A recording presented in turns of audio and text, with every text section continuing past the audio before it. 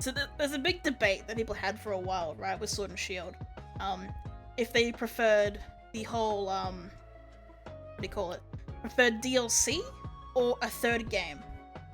And for me, where the DLC for both Crown Tundra and Isle of Armor is still less than half of a third version of the game.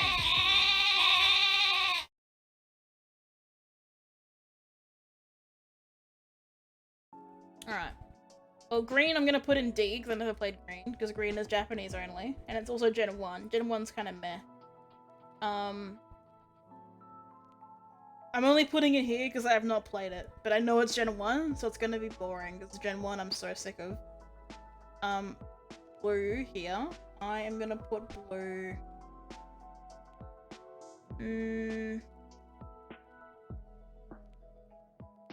Where would I put blue? Because blue was like the first game I played. Blue and red were my first games I played. I'll put them in B. Where's blue? Where's red, I mean? Red even here? Oh, it's not. Okay. Mainly because, like, my first game I ever played... Oh no, there's red. These were games I played first, so, like, they're obviously really good games, but, like, nowadays, they're kind of boring. Yellow, I'm also gonna put in B, because it's also Generation 1, and they're all kind of boring games. But they're also really fun at the time, because they were the only games. For Generation 2, for Gold and Silver, I'm gonna put them in A. I really like Gen 2. Gen 2 was great. Crystal, I'm gonna put... I'm putting it, actually, S+, because of the fact that you can with Virtual Console now well, having Virtual Console available on DS, you can hunt Celebi, which is sick. Also, the 1 in 64 egg hatching shiny hunting is pretty fun, because yeah, it's a fun way to hunt shinies, even though it's like ridiculously quick. It'd be something I like to tap into eventually, is to go for some 1 in 64 chances of eggs, because it'd be fun. Generation 3. First game moves also, yeah, what Zor said. Also, Zors, I hope you're doing well. It was the first game to have movable sprites. I thought that was pretty cool. Generation 3. 4% egg chance, yeah. No flame body kinda sucked.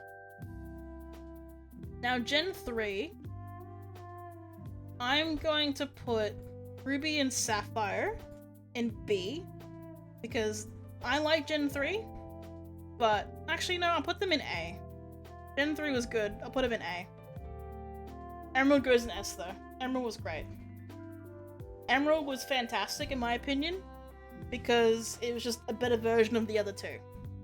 That's how a lot of these games are going to be. The better version of the said game is going to be higher tiered, because it's just a better version. Now, Fire and Leaf Green, I know I put Red and Blue in B. I'm going to put these in A, because Fire and Leaf Green added the ability to get Generation 1 and some Generation 2 Pokemon, because in the original Red and Blue and Gold and Silver, you cannot transfer those Pokemon up. Not until they added Virtual Console. When they added Virtual Console to the DS, now you can put Pokemon from Generations 1 and 2 up into, like, Sword and Shield, for example. You can't do that in the original games, but in Fire Red and Leaf Green, so Generation 3 is the lowest game you can go to, an official cartridge version of the Pokemon game. It's the furthest you can go to bring a Pokemon from the lowest point of where it can be to the most recent games. So if you have a Charmander that you got, like a shiny Charmander in Fire Red, you can trade that Charmander up through every single game, up until Sword and Shield. But I don't know for how much longer, because they're going to be removing the eShop for the DS. Which they're going to make Pokemon Bank free, but I don't know about Poke Transporter. Post game is mundane, true. Post game's kind of meh, but it's alright. I think it's cool, actually. No, you know what? I kind of like the post game. Also in Fire Red and Leaf Green, you can hunt Deoxys as well, which is kind of cool. But you need the event for it, which I actually would like to do that event, but I don't know. Now, Diamond and Pearl. Easy A tiers. I love these games. I love Diamond and Pearl. Original Diamond and Pearl, fantastic. Platinum, what can I say? Easy fucking S tier. You know what else? Easy S tier? These games. Easy fucking S tier. These games are phenomenal. Platinum, Heart Gold, Soul Silver, I just talked about them just before we even did this tier list. But I love these games. You can hunt Deoxys in Emerald. You can also hunt Mew in Emerald, which is also really cool. You know what? I'm putting Emerald in S tier as S plus tier. I don't care. Actually, no. Emerald, fantastic. Heart Gold, Soul Silver, Platinum, also amazing. Can't SR though, thanks to broken RNG, yeah. Now, this is when I'm gonna turn some people's heads. Actually, no, I'll put them in.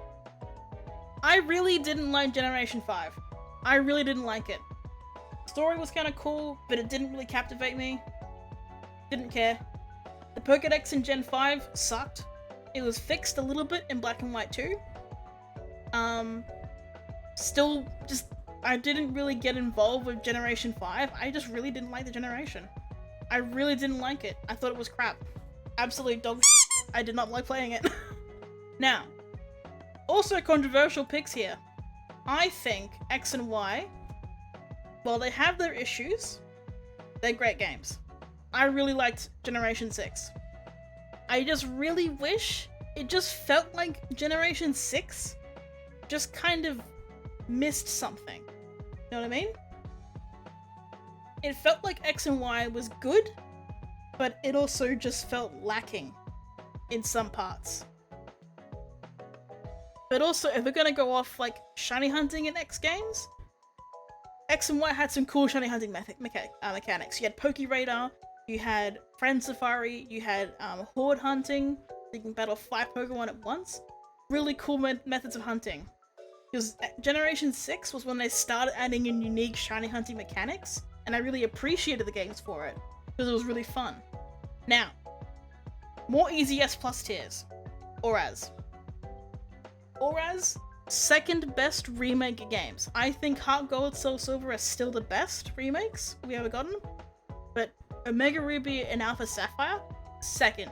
Absolute second in terms of best remakes. Oh, here we go.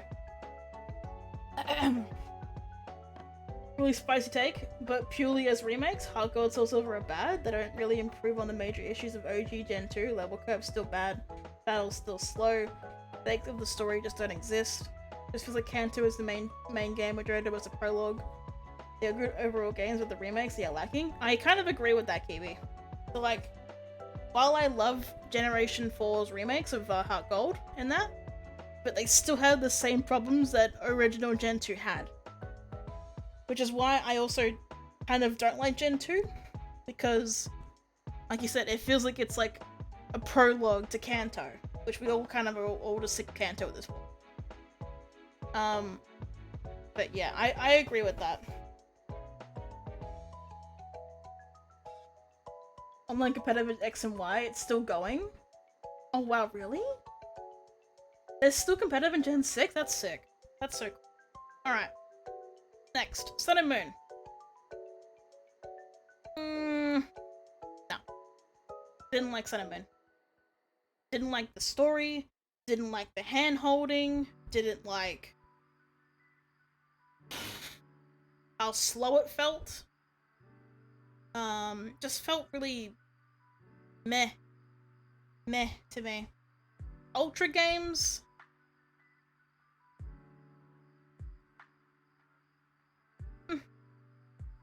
This is hard. This is really hard for me to place this. I'm gonna put them in A. I'm currently playing, I just finished playing through the story of Ultra Moon, and I remembered how much and reasons why I hate Generation 7. You know what? I'm gonna put it here. I'm putting them here. No, I'm doing this. No. The music is great, don't get me wrong, but for me, music isn't what keeps me in a game. It's the gameplay, it's pacing, the like freedom that I have. You don't have freedom in Gen 7. You really don't. And for some reason in Ultra Sun and Moon, when I was playing through Moon, I had to trade over my Decidueye from my game, from Ultra Moon to Ultra Sun, so I could train up to like level 70, just so I could beat the game. Because for some reason it's like this artificial like just smack in the face of like, hey, you get to this part of the game's now hard, and you have no reasonable way to train your Pokemon. What the hell? Like, it's really just frustrating. It's too handholdy. The Rotom deck sucks. I hate the Rotom decks. I don't like the Ride Pokemon aspect. I think it's really annoying and silly. But I prefer it over HMs. But that's just my take. Not a fan. Now, let's go games. No. It's Gen 1, bro. It's freaking Gen 1. I am sick of Gen 1, bro. I did not care about these games. I only played them because I needed shinies from those games. While the shiny hunting can be fun, it's also very hit and miss. It's Kanto already got like marks slash because it's Kanto. The shiny hunting mechanic, while it's fun because you can see the shinies in the overworld, frustrating as hell because I spent over 20, like almost over 2 days trying to get 2 shiny Venonat from one chain, and it took me so long. I found 3 of the birds before I found 1 shiny Venonat. Do you know how rare it is to get a legendary bird to appear in the sky before I found a shiny? And I found 3 birds before 1 shiny Venonat. That's not good. That's terrible. That is absolutely atrocious. And also the catching method, because it's based off Go, also sucks. I hated it. I didn't like it. But anyway, back to some good games. As much as people give these games some like noise on shiny spawn, exactly. As much as people give Sword and Shield flack, I love Sword and Shield. I really love Sword and Shield. I would almost put it in S+ tier. But I feel like the reason why it's not in S+ is the lack of shiny hunting methods. It lacks shiny hunting methods. We've got random encounters, which is fun, because it's like, you know, you can't see the Pokemon right away. You've got the overworld encounters, which is still a cool method. You've got Masuda, which every game has from Generation 4 onwards. You've got Dynamax raids, which is, again, a cool mechanic, but I got really bored of them. Like, we got like these like events saying, hey, for this next week, you can have extra spawn rates of X Pokemon in a den, and increase shiny chances. The first one I remember doing was the Magikarp one at the new year on 2020. It was 2020, January. The first ever Dynamax event, Dynamax battle event we had was the Magikarp. And it was fun. I got like so many shiny Magikarps from that. It was fun. But like now, when we get events for Dynamax raids, I just don't care anymore. I hate it. Dynamax Adventures though, really saved the game. Dynamax Adventures made the game a whole lot more fun for me, and for a lot of other people. And also you can shiny hunt Pokemon and Legendaries a lot easier in those games. I think it was a great idea. It definitely fixed Dynamax for me. But also, I just don't enjoy Dynamax as much as I enjoy Mega Evolution.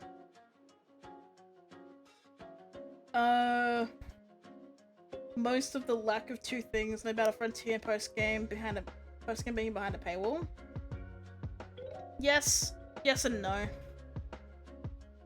Like, you can still get the Pokemon, like, say, like, if you want the Pokemon that's from the Crown Tundra, someone can still trade them to you, and you can still get them from Wonder Trade. You just can't catch them yourself. And the only, I guess, quote-unquote paywall Pokemon would be, like, Cubfu, Calyrex, Spectria, Glacier, Regieleki, and Drago. I think DLC is a good... So there's a big debate that people had for a while, right, with Sword and Shield. If they preferred the whole, what do you call it? Preferred DLC or a 3rd game. And for me, where the DLC for both Crown Tundra and Isle of Armor is still less than half of a 3rd version of the game. I would much prefer paying $40 to get DLC, to get all the DLC in $40 per game, than buy a third game for double the price, where I have to start over again. So like, say I played Sword and Shield. Say I got the Pokédex completed on both games. Sweet, I've got Shiny Charm. Excellent. I'm now gonna go hunt. And then Game Freak's like, hey guys, we're adding in Pokemon Gun. The third version of the game. It doesn't really add anything new and amazing to the game, just a couple more Pokemon, some new areas, and you gotta pay $80 for it again. And I'm like, I'd rather have the DLC. Because to me, it's just cheaper, and I get to keep my progress like Kibi said. I agree with that. I think DLC is way better for the company, because it means they also can spend more time working on a new game, and not just remaking the same game. Because, like, if you think about it, compare, like, Platinum to Diamond and Pearl. Platinum to Diamond and Pearl is almost the same. Almost the same. It's a couple differences in story, little extra details here and there. There's a bit of snow in some locations that didn't normally have snow, like in Twin Leaf Town and Sand Gem Town and Route 201. You know, there's a few little design differences. But the time that the dev team were doing those little changes and story changes, you know what they could have been doing? Working on Gen 5. Working on Gen 6. Working on modeling 3D models for Gen 6 and 7 and, you know, beyond. They could have been doing other things instead of making small, minute little differences. Or just made a DLC that just added on to the game. The Pokédex being cut? Pfft, I don't care about the Pokédex being cut. Like, people have to realize that when Generation 9 comes, we're gonna be basically sitting at over 1,000 unique Pokemon. We're already over 900 Pokemon, unique Pokemon. We were at 898 before Legends Arceus. If you now want to count the new forms, the new Pokemon that came in Legends Arceus, we have over 900 Pokemon. And people need to get through their thick skulls that if you think I'm gonna play a Pokemon game where if I want to get Shiny Charm, I have to catch all 900 plus Pokemon, you can get out of my, you can look out the front door and I'll kick you out of the front door. You cannot have every single Pokemon in every single game anymore. It was fine until Generation 6. That's when they started having not the entire Pokédex in the game. Like, I understand that Pokemon should be available. I think the better way of doing it is what you said, Hunter. Everyone was at least programmed into the game, but they didn't count to the Pokédex. I think what they should do, I think the reason why they didn't do it was for tournament reasons. But I think I have an easy solution for that. Make it so you can put every Pokemon into the game. Don't make them all count to the Pokédex. Don't have a national dex. I'm sick of that. But for tournaments and any kind of online battles, except for casual battles, make it so it has to be Pokemon that can only be found and caught in that game. So for Sword and Shield, only the 400 from the base game, and then like the 200 or whatever was added in the Crown Tundra and the Alabama. But make it so you can bring every other Pokemon into the game, so you can at least shiny hunt those Pokemon from Masuda and stuff.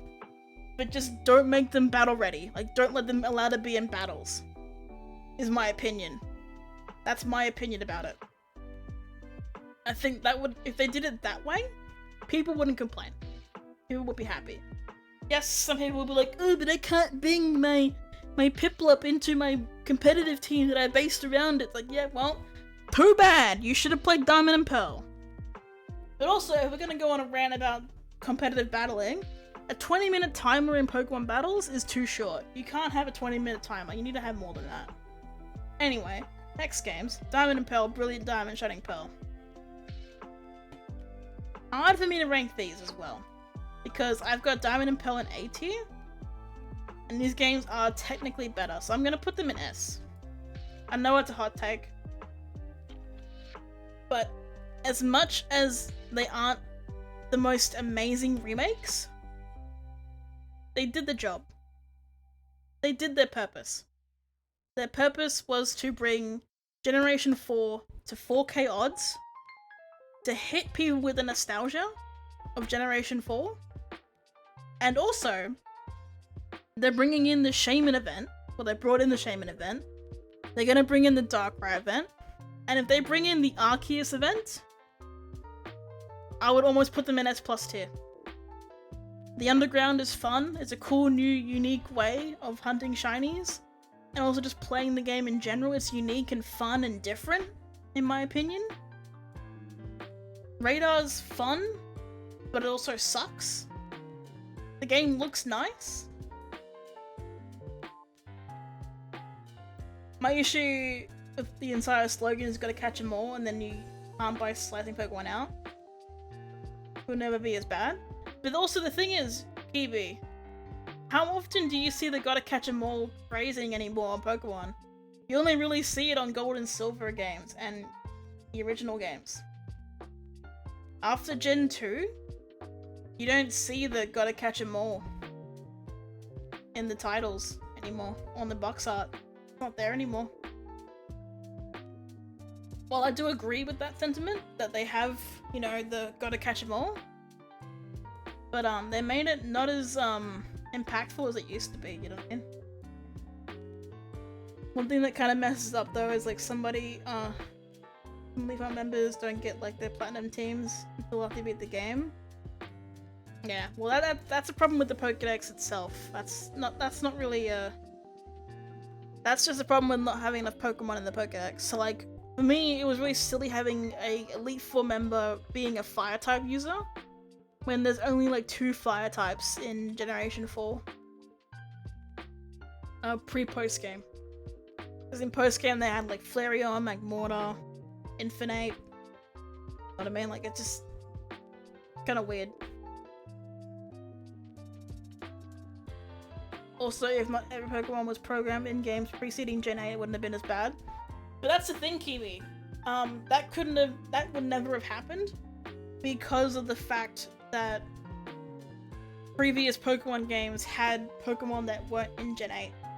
I mean, like, they're already all programmed to be in Gen 6 and 7, so it was impossible for them to not have Pokemon rendered or programmed for Generation 8 because they're already pre-rendered. They made all the models in Gen 6. When they were making X and Y, they programmed every model of every Pokemon up to Gen 6.